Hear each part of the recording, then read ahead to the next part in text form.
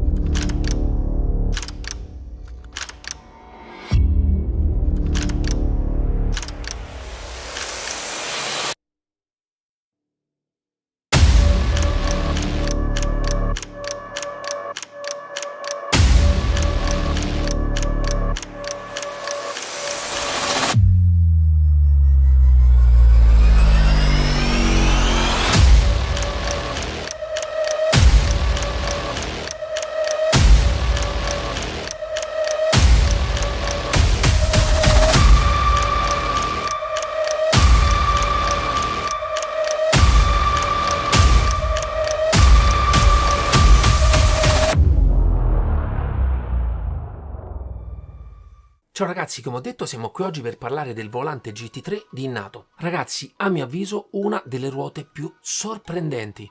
Non tanto perché non ce ne sono alcune di qualità superiore, non è quello che mi sorprende, ma è che riescono a dare questa qualità ad un prezzo esageratamente basso.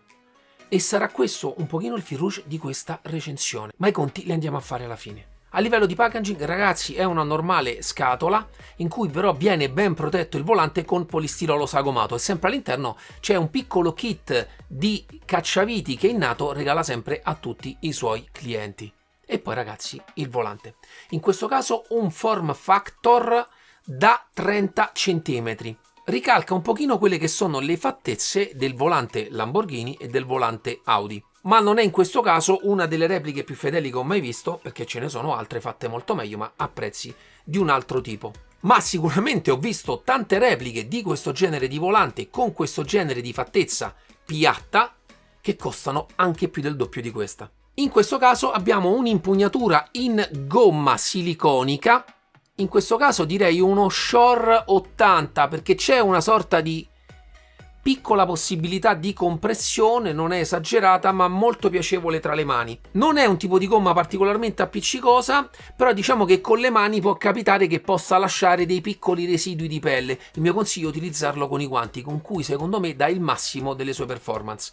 In più a livello stilistico vi faccio vedere un pochino com'è fatta. Ha questa parte di impugnatura un pochino più squadrata e un pochino più larga, molto piacevole sulle mani, invece ritorna rotonda nella parte sotto.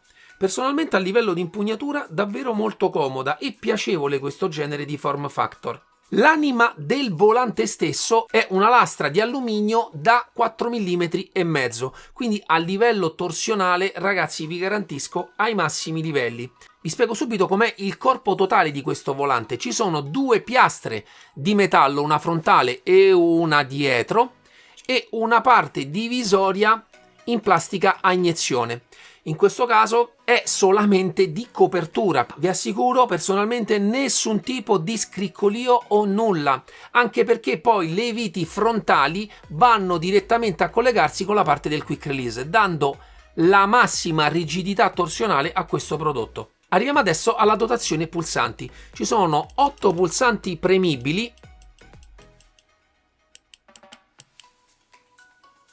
Hanno un ottimo feedback tattile, non esageratamente duro nella prima parte ma molto deciso nel click, e tutti hanno una cover intorno in plastica. Ci sono poi nella parte laterale due funky switch Ragazzi, la dotazione pulsanti è di altissimo livello. Ci sono volanti in cui la parte dei funky switch, che è configurabile, anche aggiungerne uno costa più 50 euro. Questo soltanto per farvi capire a che livelli si può arrivare quando si utilizzano un determinato tipo di componenti. Infatti ancora mi chiedo come hanno fatto a rimanere in quella fascia di prezzo. Comunque sono dei funky switch a 7 vie, quindi direzionabili, rotabili e premibili. Faccio una piccola puntualizzazione. In questo caso, da come mi è stato montato, tramite questa brucolina qui l'ho tirato leggermente più fuori, perché da come era stato montato secondo me era troppo all'interno e la parte della rotazione mi risultava difficile con i guanti. In realtà ho allentato un pochino la brucola, l'ho tirato un pochino più fuori, ve lo faccio vedere, vediamo se così ci riesco, e a questo punto la rotazione è davvero molto semplice. Tutti i click sono molto distinguibili, veramente ottimi anche i funky switch. Nella parte centrale abbiamo 3 encoder rotativi CTS 288, sono rotabili, ad ogni azionamento sarà l'azionamento di un pulsante 1 e 2 dall'altra parte, in più sono anche premibili. Il tipo di rotazione non è particolarmente dura ma ben distinta, anche con i guanti non ho avuto mai nessun problema di doppio cambiato o anche falso contatto. Molto precisi anche questi. Naturalmente a livello di fattezze ricalca molto quelle che sono le fattezze della Lamborghini e dell'Audi. Anche la scelta degli adesivi sui pulsanti ricalca quello del volante reale. Arriviamo quindi alla parte dietro. Come vi ho detto, la back cover è in alluminio, ma c'è questa parte di separazione in plastica a iniezione. La qualità percepita, a mio avviso, di alto livello. Per quanto riguarda il cambio, parliamo sempre di un cambio tutto fatto al CNC e per questo vi dico che la qualità totale del prodotto è di altissimo livello. Vi faccio vedere anche la corsa che ha, sono molto comodi nell'impugnatura, ve lo faccio vedere anche con tutte e due. Non sono particolarmente rumorosi. Naturalmente in questo caso potete utilizzarli con tutte le dita perché hanno una paletta molto ampia. E carine nella parte delle pagaie, ha inciso il più e il meno del cambio. Non sono in questo caso regolabili più esternamente e più internamente e si trovano molto a filo con quello che è il volante, ma io vi faccio vedere la posizione.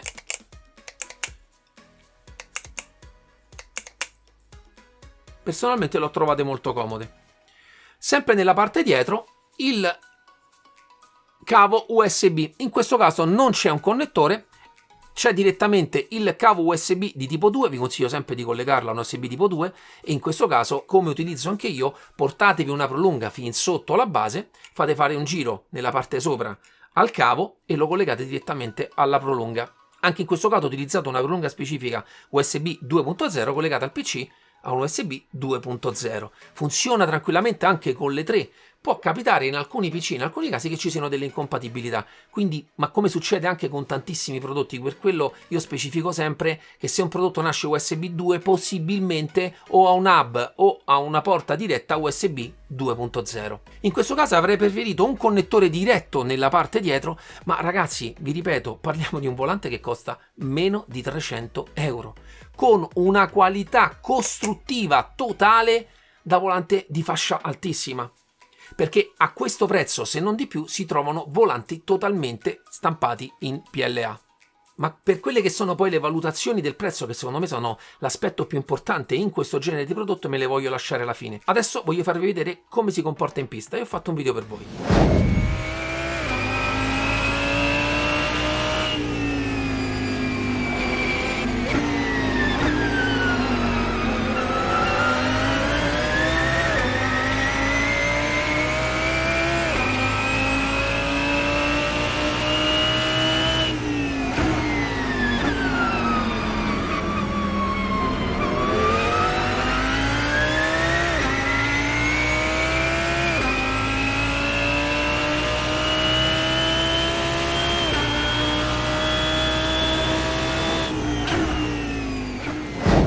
Ragazzi, bentornati.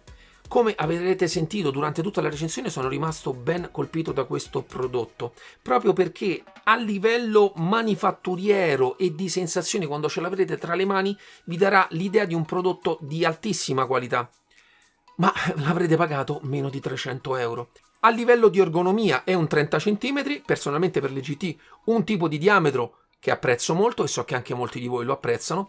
Anche a livello di click delle cambiate molto secche, non sono le più dure che ho mai provato ma molto piacevoli. Tutti i materiali sono, come vi ho detto, di alto livello.